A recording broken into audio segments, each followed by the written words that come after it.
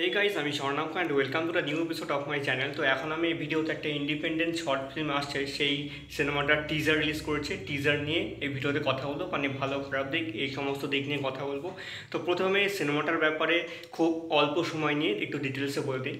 তো এই সিনেমাটা তারা তৈরি করেছে, তারা হচ্ছে স্টার অফ বেঙ্গল। এরা হচ্ছে একটা ইন্ডিপেন্ডেন্ট শর্ট ফিল্ম বানায় এরা। আমি এদের বেশ কিছু কাজ এর আগে দেখেছি, যেগুলো বেশ কিছু আমার রিভিউ করা হয়েছে, কিছু করা হয়নি অনেক কারণে।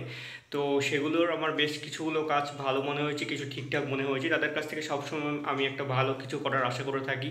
তো কখনো কখনো তারা আনে ঠিক মতোই, কখনো কখনো তাদের নিজেদের লিমিটেড বাজেট এবং অনেক প্রবলেমের জন্য তারা ঠিক মতো বানাতে পারে না। সেটা তাদের ফল্ট নয়, সেটা হচ্ছে অবস্থার ফল্ট আর কি। তো যাই হোক, তো এই যে সিনেমাটা আসছে, এই সিনেমাটার নাম হচ্ছে কুহেলিকা। এবং এই সিনেমাটাতে যারা কাজ করেছে তারা হচ্ছে জিৎ দে, প্রদিতি দে, অর্ঘ্য দাস, রাহুল দাস এবং রিতেশ সিংহ। সিনেমাটার মধ্যে যেটার লেখালেখি, সিনেমাটা পরিচালনা এবং কাটাকুটি অর্থাৎ এডিটিং করেছে হচ্ছে তুহিন কর।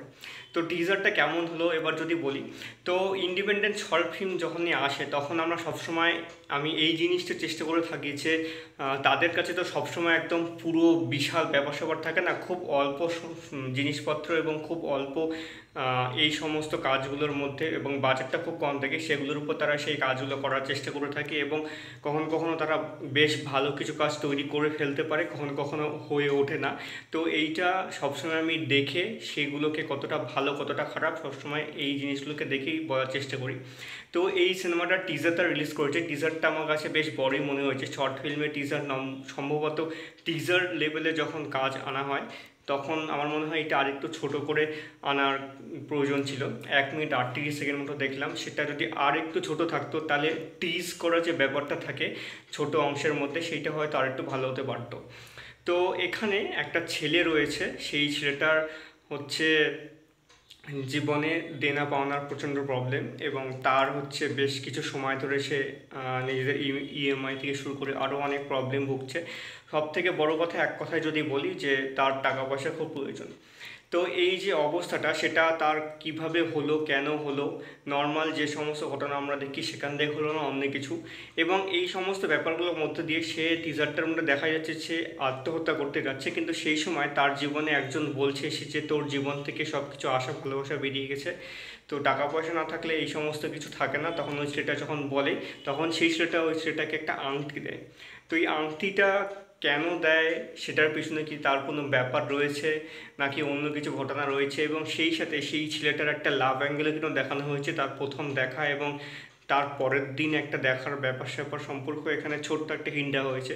তো এই সমস্ত ব্যাপারগুলোর মধ্যে যে কুহেলিকা বা কুয়াশা ব্যাপারটা হয়ে আছে, সেই সমস্ত কিছুর অবসান ঘটবে 1 জুলাই, কারণ 1 জুলাই সিনেমাটা মুক্তি পাচ্ছে। আমার টিজারটা বেশ ভালো লেগেছে। টিজারটা যে ভিজুয়ালটা তৈরি করা হয়েছে সেটা বেশ সুন্দর।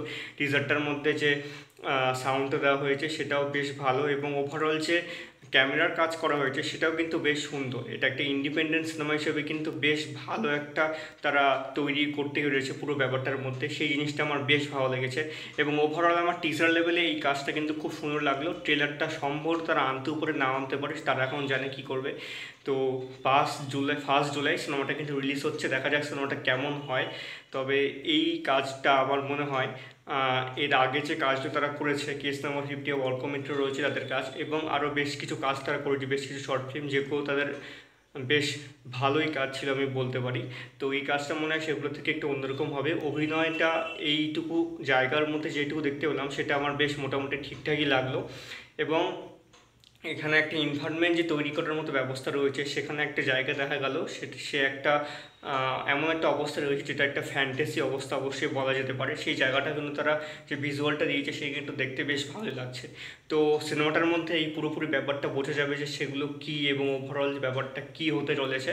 তো টিজারটা আমার বেশ ঠিকঠাক লেগেছে এবং বেশ ভালোই লেগেছে, দেখা যাক সিনেমাটা কেমন হয়। তো এই ছিল আমার রিভিউ। তোমরা অবশ্যই এই কাজটা আমি ডেসক্রিপশনে লিঙ্ক দিয়ে দিচ্ছি, সেখান থেকে টিজারটা বের করে দেখো, এবং তোমাদের কেমন লেগেছে অবশ্যই আমার কমেন্টে জানাতে পারো, এবং সেই ভিডিওটার কমেন্ট বক্সে জানাতে পারো। তো এই ছিল আজকের ভিডিও। কেমন লাগলো অবশ্যই কমেন্ট করে জানিও, এবং ভালো লেগে থাকলে চ্যানেলটিকে সাবস্ক্রাইব করতে একদম ভুলবে না। আবার দেখা হবে পরের ভিডিওতে।